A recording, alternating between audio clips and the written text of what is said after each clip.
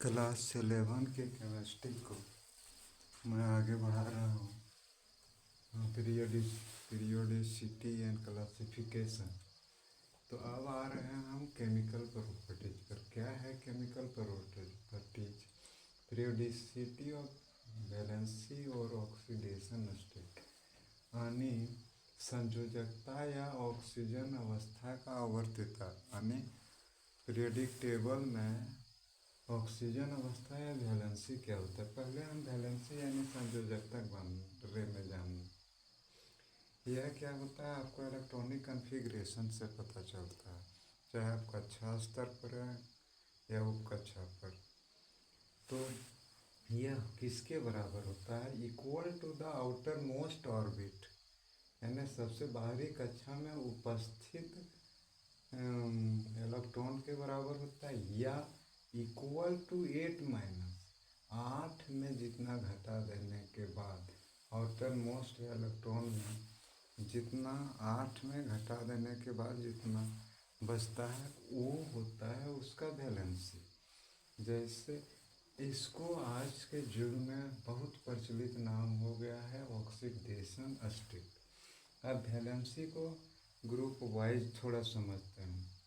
जैसे यहाँ ग्रुप्स है, इसमें सबसे बाहरी कक्षा में इलेक्ट्रॉन कितने होते हैं और इसकी संयोजकता क्या होती है। देखिए बाहरी कक्षा ग्रुप 1 में बाहरी कक्षा में 1 इलेक्ट्रॉन है, उसकी संयोजकता 1 होगी। दूसरे ग्रुप में 2 इलेक्ट्रॉन है बाहरी कक्षा में, 2 होगी। थर्ड में है, इसके बाहरी कक्षा में 13 नंबर का ग्रुप है, बाहरी कक्षा में 3 है, इसकी संयोजकता भी 3 होगी। 14वें ग्रुप में बाहरी कक्षा में 4 इलेक्ट्रॉन होता है, 4 ही संयोजकता होती है। 15वां कक्षा आ गया तो इसके बाहरी कक्षा में 5 इलेक्ट्रॉन होते हैं, तो इसकी 2 संयोजकता होती है, याद रखिएगा। इसकी संयोजकता 2 होती, 3 भी और 5 भी। 3 भी अगर ये पूरा कर लेगा तो ऑक्टेट पूरा हो जाता है, 5 हटा देगा तो भी ऑक्टेट पूरा हो जाता है। 16वें ग्रुप में उसके आउटर मोस्ट ऑर्बिट में 6 इलेक्ट्रॉन होते हैं, इसकी 2 संयोजकता होती है, 2 भी और 6 भी। 2 अगर कर देगा तो 8 पूरा हो जाएगा, और 6 हटा देगा तो उसके पीछे की कक्षा का 8 इलेक्ट्रॉन पूरा हो जाएगा। 17वें ग्रुप में 7 इलेक्ट्रॉन होते हैं, उसकी 2 संयोजकता होती है, 1 और 7। 1 अगर लेगा तो भी अष्टक पूरा हो जाएगा, 7 हटाए तो पिछले कक्षा का अष्टक पूरा हो जाएगा। और 18वें तत्व के बाहरी कक्षा में 8 इलेक्ट्रॉन होता है, इसका 2 वैलेंसी है, 0,8। 0,8 का मतलब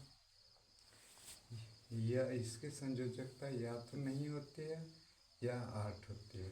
इसके आधार पर हम एक फार्मूला बना सकते हैं किस ग्रुप में क्या है, कौन सा फार्मूला होगा। तो मुख्य रूप से इसमें है हाइड्राइड का है, ठीक है। यहाँ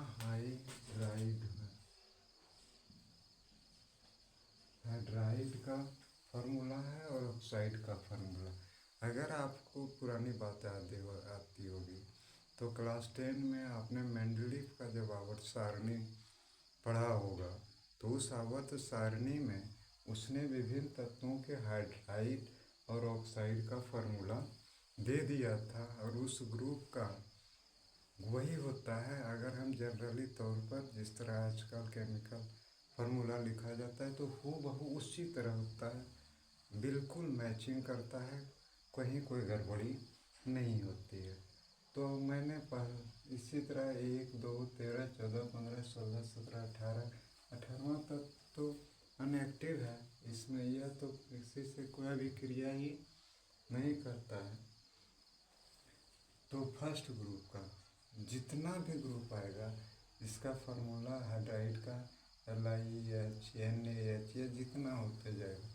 सेकेंड ग्रुप में CaH2 और कोई भी होगा तो उसमें H2 ही लगेगा। 13th ग्रुप में B2H6 AlH3। 14th ग्रुप में CH4 SiH4, 15th ग्रुप में NH3 PH3, 16 में H2O H2S, 17 में HF HCl।